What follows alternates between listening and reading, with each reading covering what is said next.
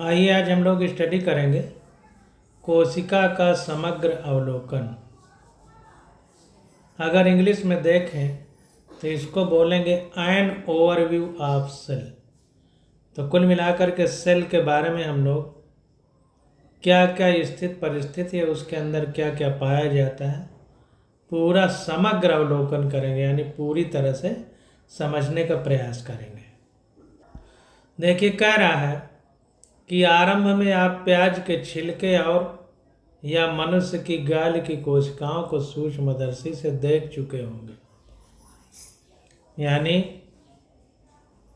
NCERT ये मान रही है कि आप प्रारंभ में जब कक्षा 10 में थे तो प्याज के छिलके को माइक्रोस्कोप में रख के देखा होगा, या मनुष्य के जो गाल है उसके अंदर वाली परत को खुरच करके उसको सूक्ष्मदर्शी में देखा होगा। तो कह रहा है उनकी संरचना का स्मरण करें। अगर आपने देखा है तो उस संरचना को अपने ध्यान में लाएं। कह रहा है प्याज की कोशिका को एक प्रारूपी पादप कोशिका है। तो प्याज हमारा प्लांट है, तो एक प्लांट की सेल है जिसके बाहरी सतह पर एक स्पष्ट कोशिका भित्ति व इसके ठीक नीचे कोशिका झिल्ली होती है। तो जो प्याज है हमारा, उसमें बाहर की ओर सेल वॉल और अंदर जो है डेंस मेम्ब्रेन पाई जाती है।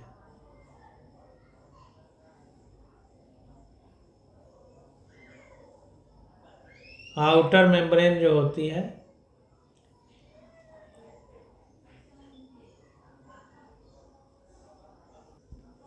आउटर वाली सेल वॉल और अंदर वाली सेल मेम्ब्रेन। अब देखिए, कह रहा है मनुष्य की गाल की कोशिका के संगठन में बाहर की तरफ केवल एक झिल्ली संरचना निकली दिखाई पड़ती। तो जब प्याज की हम बात करते हैं तो चूंकि ये प्लांट है तो इसमें सेल वॉल यानी कोशिका भित्ति होती है। तो इस बात को हमें समझना है कि जो प्याज है ये पादप कोशिका है। पादप कोशिका में कोशिका भित्ति होगी और नीचे जो है यानी अंदर की तरफ कोशिका झिल्ली यानी सेल मेम्ब्रेन होगी। अब मनुष्य की बात करें, मनुष्य के गाल की कोशिका, तो बाहर की तरफ इसमें झिल्ली दिखाई होती है, केवल एक झिल्ली होती है, कोशिका भित्ति नहीं होती है। तो यहाँ से हमें एक अंतर समझ में आया कि जो प्लांट होते हैं उनमें सेल वॉल यानी कोशिका भित्ति होती है, जबकि जो एनिमल होते हैं उनमें सेल वॉल एब्सेंट होती है, केवल सेल मेम्ब्रेन होती है। प्रत्येक कोशिका के भीतर एक सघन झिल्ली युक्त संरचना मिलती है जिसे केंद्रक कहते हैं। तो सघन झिल्ली युक्त यानी डेंस मेम्ब्रेन, घनी, जिसे केंद्रक कहते हैं। इस केंद्रक में गुणसूत्र यानी क्रोमोसोम होते हैं। तो केंद्रक में गुणसूत्र यानी क्रोमोसोम होते हैं, जिसमें आनुवांशिक पदार्थ डीएनए होता है। इसी क्रोमोसोम में आपको डीएनए मिलेगा। ये सब सेल के अंदर की बातें हो रही हैं। कह रहा जिस कोशिका में झिल्ली युक्त केंद्रक होता है उसे यूकैरियोट, व जिसमें झिल्ली युक्त केंद्रक नहीं होता उसे प्रोकैरियोट कहते हैं। तो ये इम्पॉर्टेंट है कि जिसमें झिल्ली युक्त केंद्रक होता है उसे यूकैरियोट और जिसमें नहीं होता है उसे प्रोकैरियोट। प्रो का मतलब बहुत पहले, प्री का मतलब पहले। तो प्रो का मतलब बहुत पहले, जो जब जीवों का निर्माण हुआ होगा पृथ्वी पर तब की बात है।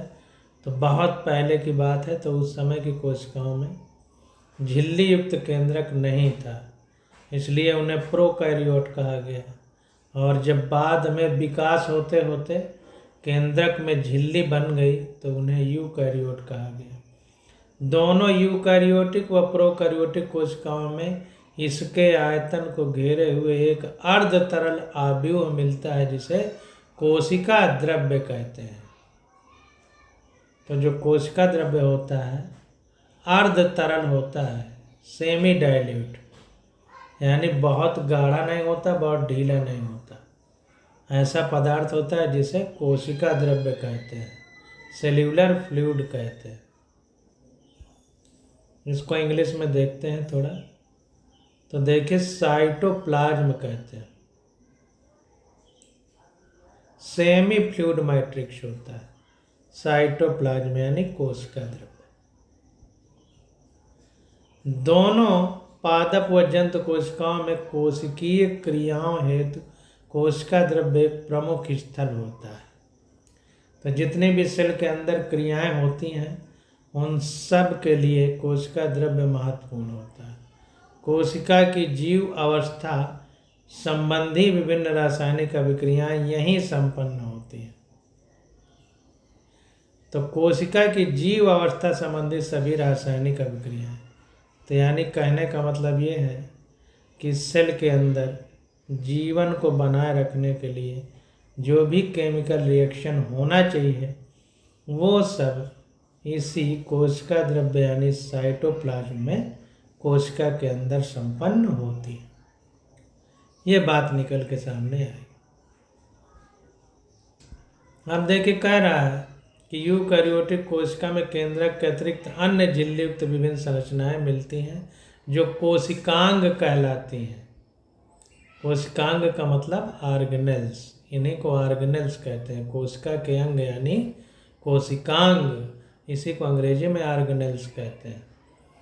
तो कोशिका के अंदर क्या क्या पाई जाएगी? अंतः प्रदब्बी जालिका, जिसको एंडोप्लाज्मिक रेटिकुलम अंग्रेजी में कहते हैं। सूत्र कणिकाएँ, जिनको अंग्रेजी में माइटोकॉन्ड्रिया कहते हैं। सूक्ष्मकाय, जिनको माइक्रोबॉडी कहते हैं। गाल्गी सामिश्र, लयन काय, यानी जिनको लाइसोसोम। गाल्गी सामिश्र मतलब गाल्गी बॉडी। व रसधानी, यानी जिनमें रस भरा रहता है। वैक्यूल जिनको बोलते हैं, माइटोकॉन्ड्रिया ये वैक्यूल बोलते हैं। तो ये सब सेल के अंदर पाए जाने वाले ऑर्गेनेल्स हैं। कोशिका में झिल्ली युक्त कोशिकाओं का अभाव होता है। जो प्रोकैरियोटिक कोशिका है, बहुत इम्पॉर्टेंट है, ये पूछा जाता है। तो सेल के अंदर ना न्यूक्लियस में झिल्ली होती है और ना कोई झिल्ली युक्त ऑर्गेनेल्स यानी कोशिकांग पाया जाता है सेल के अंदर। किसमें? प्रोकैरियोट में। तो नीट में क्वेश्चन पूछा जाता है। तो ये जितने भी हैं जिनमें सेल मेम्ब्रेन है, ये कोई भी प्रोकैरियोट में नहीं पाया जाएगा। तो आंख मूंद करके बस इतना याद रखिए कि कोई भी झिल्ली युक्त कोशिकांग प्रोकैरियोटिक कोशिका में नहीं पाया जाता।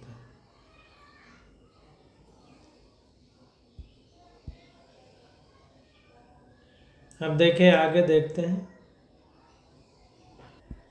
यहाँ पर देखिए आरबीसी की संरचना बनाई गई है रक्त कणिकाओं की। गोल व द्विअवतली, गोल हैं लेकिन दोनों तरफ से चपटी हैं। श्वेत रुधिर कोशिकाएं, अमीबाकृत, जैसे अमीबा का आकार होता है वैसे होती हैं ये। WBC यानी श्वेत रक्त कणिका। ये स्तंभाकार उपकला कोशिकाएं, लंबी व संकरी। ये एपिथेलियम सेल हैं, लंबी हैं और ऊंचाई में संकरी है। ये तंत्रिका कोशिका शाखित व लंबी। ये नर्व सेल है, हमारी नर्व सेल है, लंबी है देखिए और बहुत सारी शाखाएं हैं।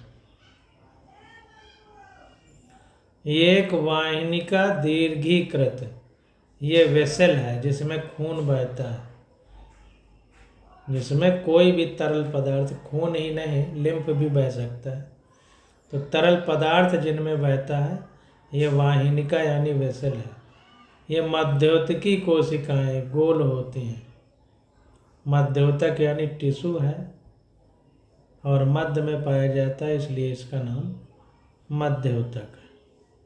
यानी mesophyll cells round and Oval, round और ओवल है, यानी गोल या अंडाकार है मीजोफिल यानी मध्योतक कोशिकाएं। तो विभिन्न प्रकार की कोशिकाओं की संरचना अभी हमने देखी। अब इसको हम लोग पढ़ते हैं और समझने का प्रयास करते हैं। तो यहाँ पर देखिए कह रहा है कि यूकैरियोटिक व प्रोकैरियोटिक दोनों कोशिकाओं में झिल्ली रहित अंगक राइबोसोम मिलते हैं। तो अभी हमने पढ़ा था कि जो यूकैरियोटिक कोशिका है उसमें झिल्ली युक्त और प्रोकैरियोटिक जो कोशिका है उसमें जितने झिल्ली युक्त हैं वो सब नहीं पाए जाते। लेकिन इसका मतलब ये नहीं है कि यूकैरियोट में बिना झिल्ली वाले नहीं पाए जाते। यानी यूकैरियोट में झिल्ली वाले और बिना झिल्ली वाले यानी मेम्ब्रेनस और नॉन मेम्ब्रेनस दोनों चीज़ें पाई जाएंगी, दोनों प्रकार के ऑर्गेनेल्स। लेकिन जो प्रोकैरियोटिक कोशिका होगी उसमें मेम्ब्रेनस यानी झिल्ली युक्त ऑर्गेनेल्स नहीं पाए जाएंगे। तो जो राइबोसोम है इसमें झिल्ली नहीं होती है, झिल्ली रहित ऑर्गेनेल्स है, अंगक है, इसलिए प्रोकैरियोट और यूकैरियोट दोनों में पाया जाता है। कोशिका के भीतर राइबोसोम केवल कोशिका द्रव्य में ही नहीं बल्कि दो अंगकों हरित लवक पौधों में व सूत्र कणिकाओं में व खुरदुरी अंतःप्रदब्बी जालिका में भी मिलते हैं। तो जो हमारे राइबोसोम हैं ये राइबोसोम छोटे छोटे कण होते हैं। जैसे हम लोग कंचा या गोली नहीं खेलते तो बहुत बुरादे जैसे एकदम छोटे छोटे, जैसे मान लीजिए कि जो आलू है उसको पका के फोड़ दिया जाए, उसका एक कण उठा लिया जाए। अब चूँकि सेल के अंदर पाए जाते हैं तो सोच सकते हैं कितने छोटे होंगे। तो ये जो है हमारे कहाँ पाए जाते हैं, सेल के अंदर। तो ये साइटोप्लाज्म में तो होते ही हैं और हरित लवक यानी क्लोरोप्लास्ट में भी पाए जाते हैं। अब पौधे हरे इसी हरित लवक यानी क्लोरोप्लास्ट की वजह से होते हैं। तो जाहिर सी बात है कि प्लांट में ही हरित लवक होगा, जीवों में नहीं होगा।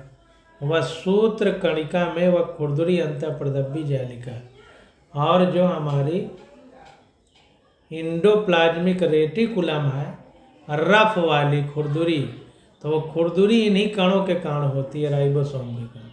अगर राइबोसोम है तो खुरदुरी होगी, नहीं तो चिकनी होगी। तो रफ इंडोप्लाज्मिक रेटिकुलम जो होती है उसमें राइबोसोम होता है और स्मूथ वाली में नहीं होता। वो स्मूथ इसीलिए होती है क्योंकि उसमें राइबोसोम नहीं पाया जाता।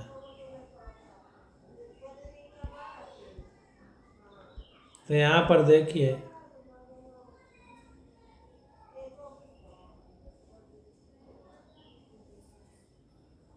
जो राइबोसोम है non membranous bound organelles found in all cell both eukaryote and prokaryote.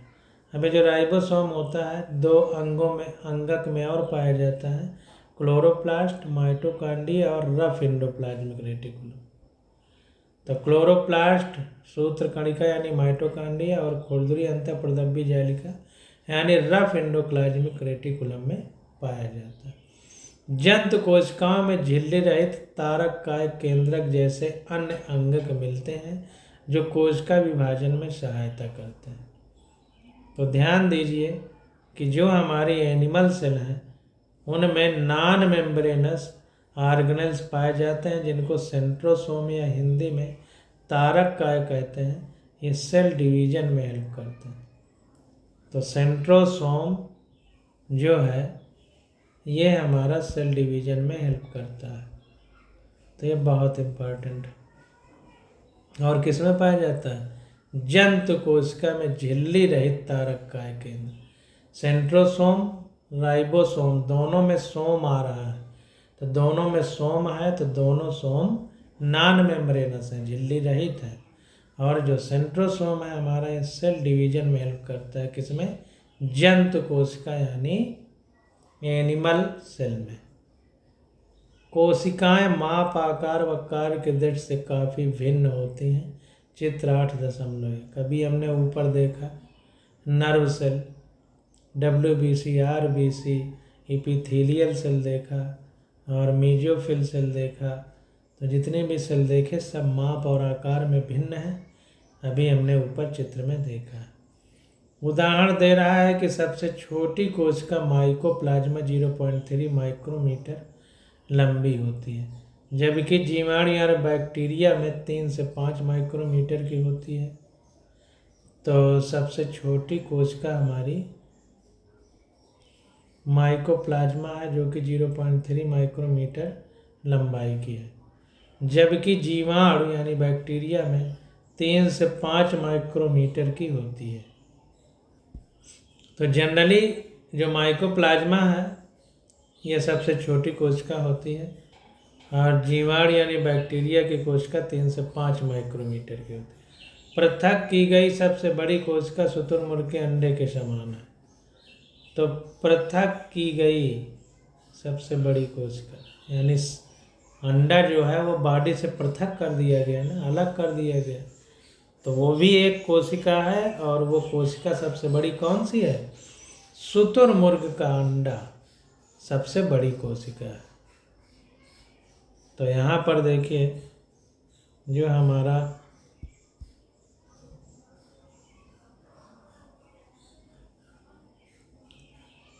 ये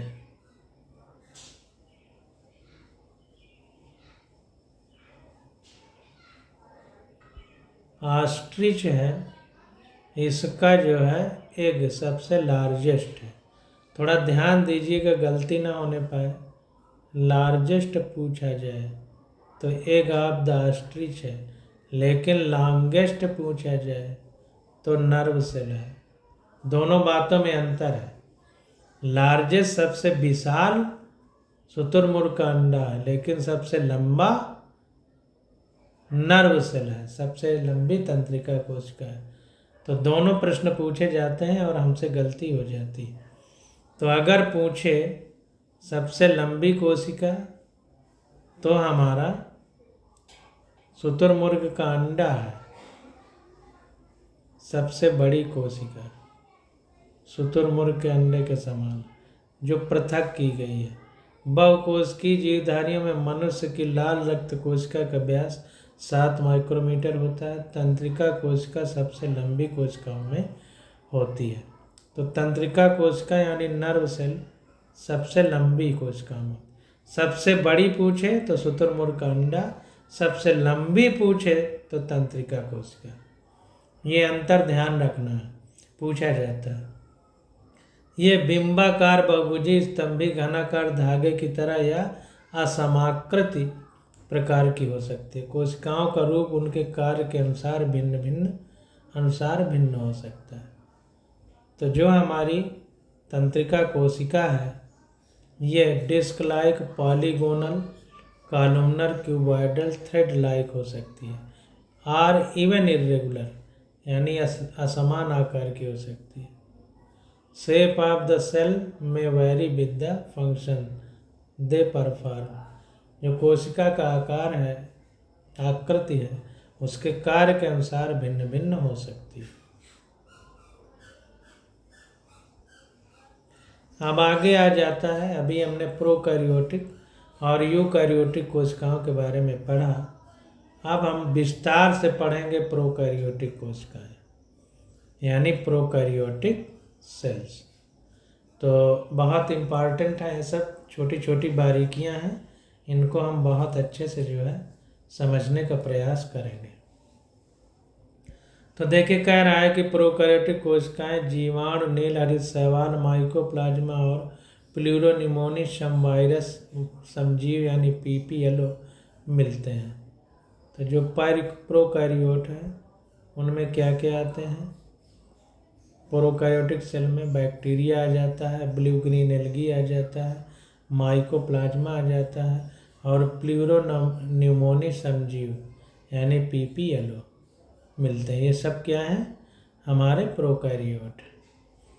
इनको इंग्लिश में अगर देखें तो बोलेंगे प्लूरोनिमोनी लाइक ऑर्गेनेल्स पीपीएलओ है और bacteria, blue green algae, mycoplasma, ये सब हमारे प्रोकैरियोट। सामान्यतः ये यूकैरियोटिक कोशिकाओं से बहुत छोटी होती हैं और काफ़ी तेज़ी से विभाजित होती हैं। चित्र 8.2 में दिखाया गया है। तो ये प्रोकैरियोटिक कोशिका ससीम केंद्रीय कोशिका का अन्य सजीवों के साथ तुलनात्मकता का चित्र द्वारा प्रदर्शन। तो सामान्यतः ये यूकैरियोटिक कोशिकाओं से बहुत छोटी होती हैं और काफ़ी तेज़ी से विभाजित होती हैं। यानी प्रोकैरियोटिक सेल जो है यूकैरियोटिक सेल से छोटी होती हैं और बहुत तेज़ी से विभाजित होती हैं। चित्र में दिखाया गया है यहाँ पर। तो ये देखिए प्रोकैरियोटिक नहीं यूकैरियोटिक कोशिका का फिगर है। ये हमारा यूकैरियोटिक सेल का फिगर बनाया गया है।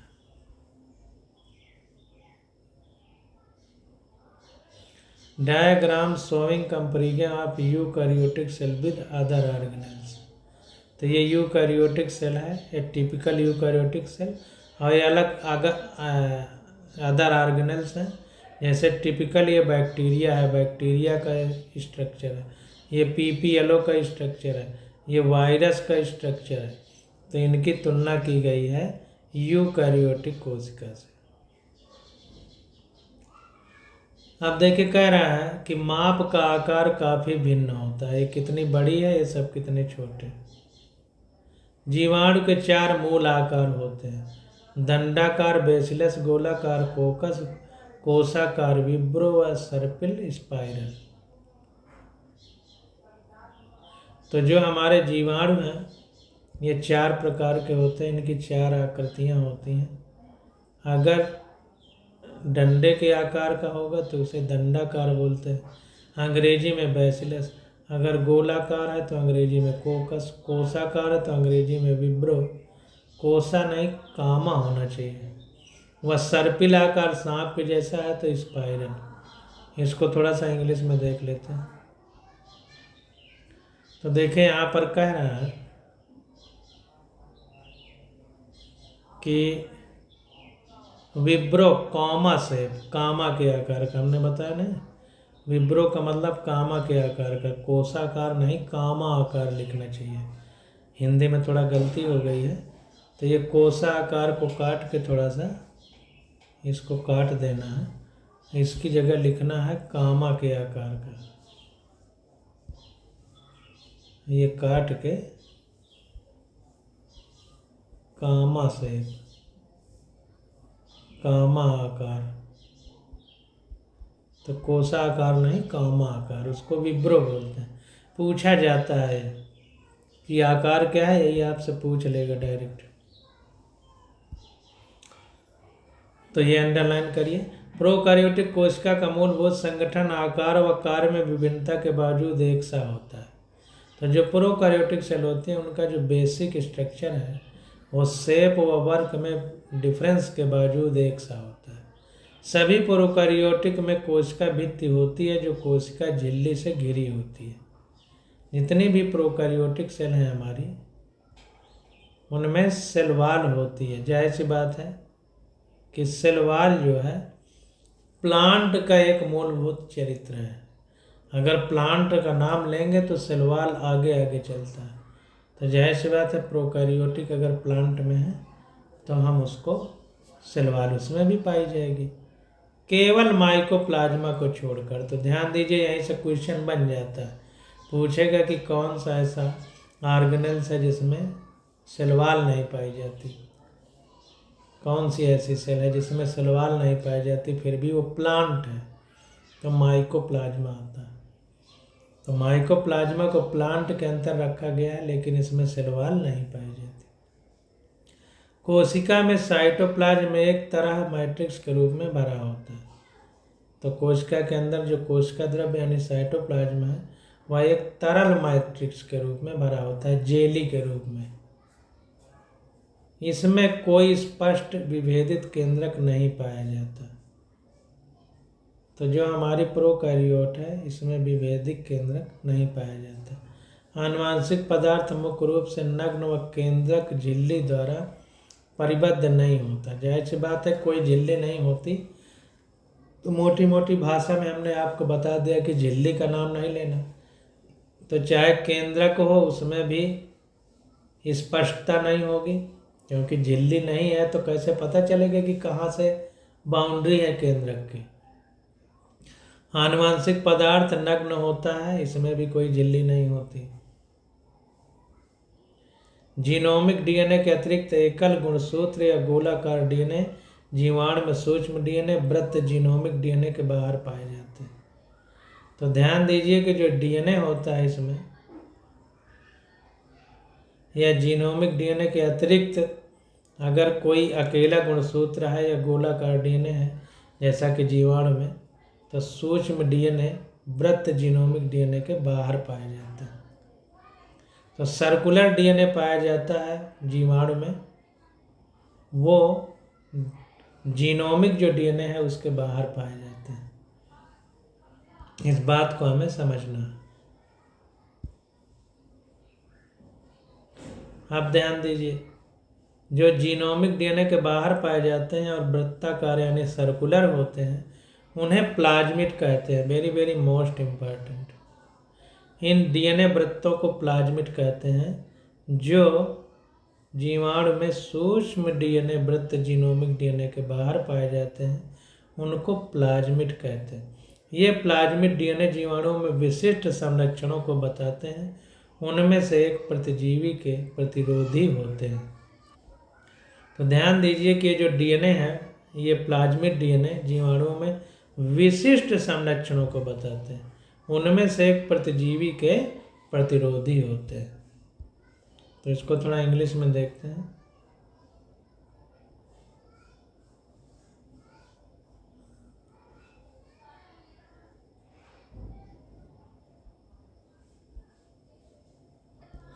देखिए, कह रहा है कि these smaller DNA called plasmids, the plasmid DNA confirms certain unique phenotypic character. जो ये हमारा प्लाज्मिड होता है, इसमें एक विशेष फिनोटाइपिक कैरेक्टर होता है, दृश्य रूप, टू सच बैक्टीरिया, उस बैक्टीरिया के लिए। One such character is resistance to antibiotics. एक कैरेक्टर ये होता है कि एंटीबायोटिक के प्रति रेजिस्टेंस होता है, यानी प्रतिरोधी होता है, एंटीबायोटिक से नहीं मरता है। ये कहने का मतलब ये बहुत इम्पोर्टेंट है। अब देखिए आगे देखते हैं। कह रहा है आप उच्च कक्षाओं में पढ़ेंगे कि प्लाज्मिड डीएनए वृत्त जीवाणु का बाहरी डीएनए के साथ रूपांतरण के प्रबोधन हेतु उपयोगी है। तो ट्रांसफॉर्मेशन में इसका हेल्प होता है। तो देखिए यहाँ पर कह रहा है कि in higher classes you will learn that this plasmid DNA used to monitor bacterial transformation with foreign DNA. तो कोई फॉरेन डीएनए है तो उसमें बैक्टीरियल ट्रांसफॉर्मेशन का काम लिया जाता है। किसके द्वारा? प्लाज्मिड के द्वारा। ये बहुत इम्पॉर्टेंट है। Nuclear membrane is found in eukaryote. अब जो यूकैरियोट होती है उसमें अब मेम्ब्रेन शुरू हो गई। अगर मेम्ब्रेन शुरू हो गई तो मान लीजिए कि यूकैरियोटिक की बात हो रही है। तो वही कह रहा है कि केंद्रक झिल्ली यूकैरियोट में पाई जाती है। तो यहाँ से अब जो है केंद्रक झिल्ली जब शुरू हो गई तो इसका मतलब अब प्रोकैरियोट नहीं यूकैरियोट की बात आ गई। राइबोसोम के अलावा प्रोकैरियोटिकों में यूकैरियोटिकों के अंगक नहीं पाए जाते हैं। तो राइबोसोम के अलावा जितने भी प्रोकैरियोट हैं उनमें यूकैरियोट सेल के अंगक यानी ऑर्गेनेल्स नहीं पाए जाएंगे। जाहिर सी बात झिल्ली वाले कोई नहीं पाए जाएंगे प्रोकैरियोट। प्रोकैरियोटिकों में कुछ विशेष प्रकार के अंतर्विष्ट मिलते हैं। प्रोकैरियोटिक की यह विशेषता कि उनमें कोशिका झिल्ली एक विशिष्ट विभेदित आकार में मिलती है जिसे मीजोसोम कहते हैं। ये तत्व कोशिका झिल्ली अंतर्वलन होते हैं। तो ध्यान दीजिए, मीजोसोम जो होते हैं ये प्रोकैरियोट में पाए जाते हैं और ये जो कोशिका झिल्ली होती है उसके अंतर्वलन है, यानी कोशिका झिल्ली ऐसे अंदर की ओर मुड़ जाती है। कोशिका झिल्ली ऐसे ऐसे अंदर की ओर मुड़ती है तो इनके फोल्डिंग से बन जाते हैं। फोल्डिंग से ऐसा होता है। तो यहाँ पर देखिए लिखा हुआ है